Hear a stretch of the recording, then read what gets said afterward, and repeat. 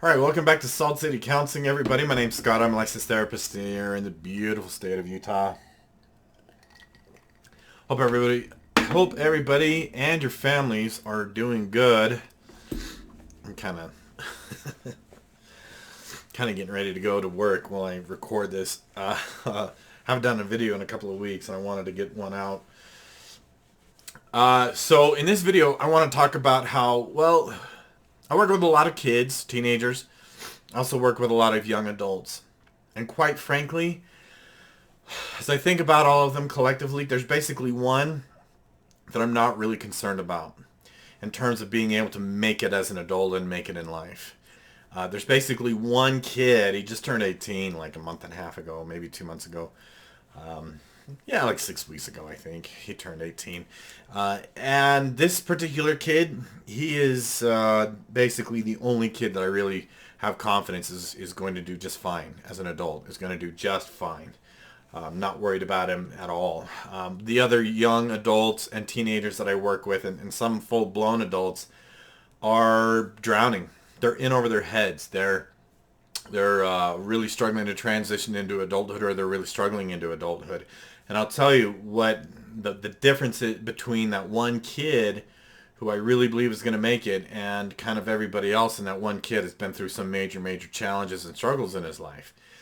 He's had to adapt and overcome a lot. He's even been through some things that at first glance I would say that, maybe a kid shouldn't have to go through, and maybe he shouldn't. But at the same time, because he has gone through these struggles, it has shaped him to be who he is. He's now, to me, he's actually kind of in a way grown up. Now, previous cultures have talked about having a rites of passage for young people, that basically putting a challenge or some sort of danger in front of them that is intended to teach them and show them that they're strong and capable, and they no longer have to behave as a child, that they are now part of the adulthood group.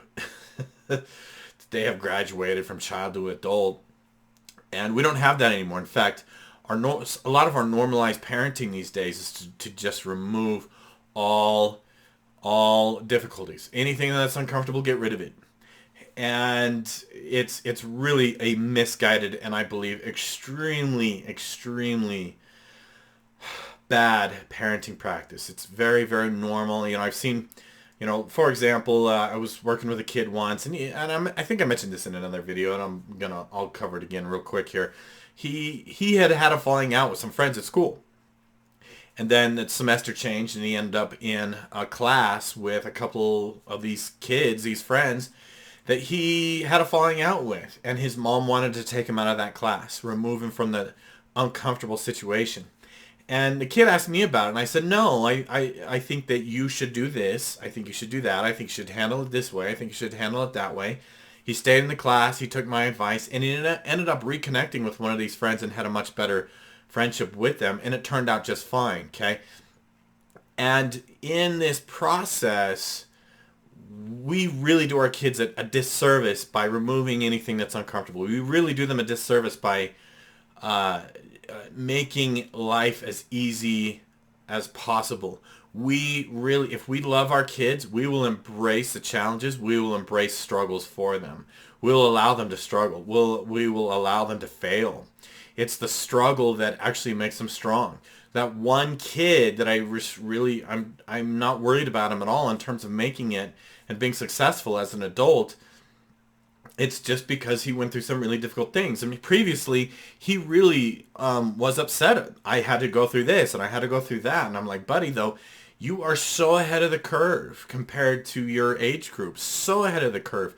You are far more likely to really make it in this life, not just emotionally and mentally, but financially, career-wise. He's far more resourceful. He looks past his limitations. He doesn't take no for an answer.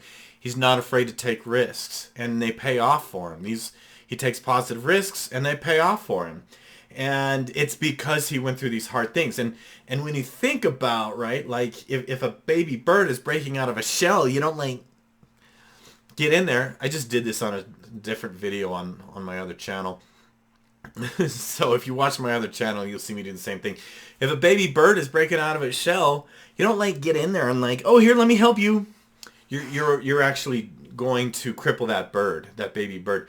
Baby bird has to be able to break out of its shell on its own if it wants a fighting chance whatsoever in this life, and in nature, to make it in nature.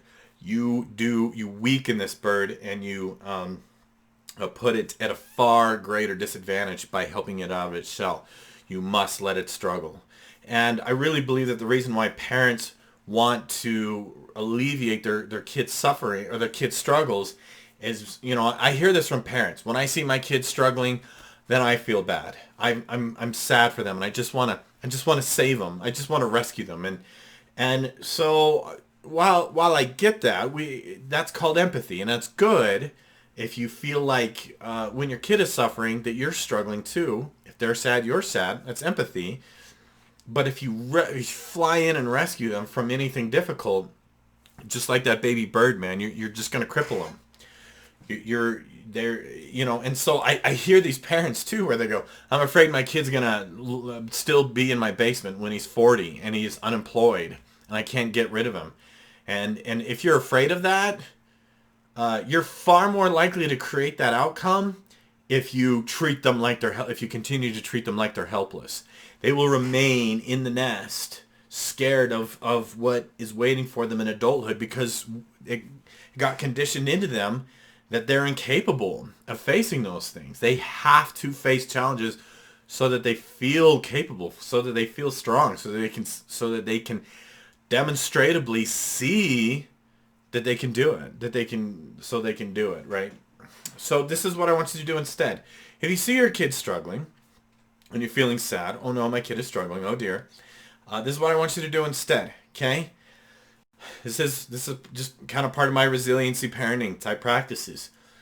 Embrace them, right? Like, come here. Like if your kid comes home from school and he or she is crying, you don't have to be like, oh, what's the matter? Tell me all about it, right? But what you can do is just say, hey, come here, and just give them a hug. It's okay. It's going to be all right. You're going to get through it, okay? Instill confidence. Instill this idea like, hey, you're tough. You got this. You're going to get through it. And I'm here to support you. I always got your back. You always got a safe place to land here, okay? It's okay.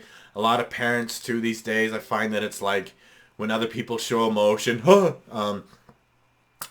they suddenly feel like, oh dear. And I see parents, they scatter like cockroaches if someone's upset. And just that fear of conflict and that fear of discomfort. That's kind of a whole other topic. But really what kids need is validation. They need for us to stay in there with them, to support them, to give them a hug, just say, hey, you got this. What's going on? Hey, let's go get a taco, And you don't have to be like, what's wrong? Because that's what parents do. And kids won't want to go get the taco with you where they're like, tell me what's wrong. And sometimes, by the way, kids, they're not always ready to talk about it on your schedule. Think of their emotional expression. Like if something's really bothering them, they're not going to do it on your schedule. Think of it like a sneeze. Like you can't be like, sneeze. Why aren't you sneezing? Sneeze now, okay? Just, you got to facilitate. Like if your kid is struggling, hey, let's go get a taco. And if they want to talk about it, they'll talk about it. And if not, just comfort them. Laugh, tell stories, talk about future plans. What are we looking forward to? Create a safe environment. Help them feel better. Support them. Instead of this like shutting down and running away and removing the difficult things, okay? That is, to me, that's like a worried parenting compared to resilient parenting, okay? So, if you like my content, of course, obviously you want to like and subscribe. Go check out my other channel, Wisdom and Brews. The link is in the description below. Thanks for watching. We'll see you next time.